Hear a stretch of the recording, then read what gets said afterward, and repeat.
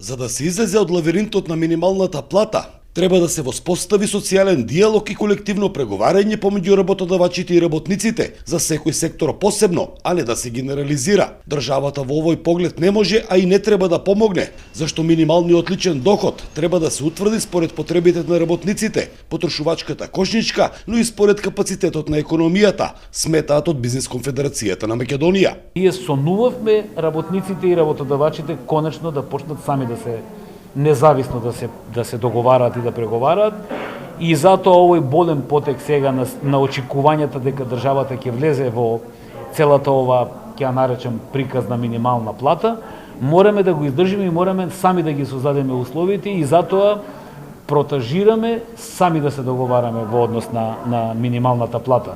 И додека работниците и работодавачите да седнат на маса за да се договорат, се уште се регистрираат случаи на дискриминација на работните места или при вработување.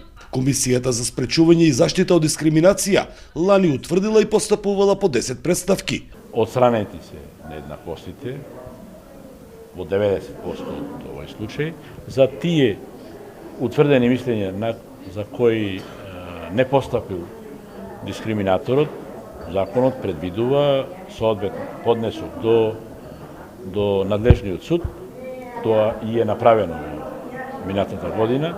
Само еднаквите граѓани се слободни, додаде Бејзаровски, а за да се актуализира ова прашање, во Штип се одржа национална конференција за родова еднаквост и дискриминација на работното место. За Сител, Трајан Ристовски.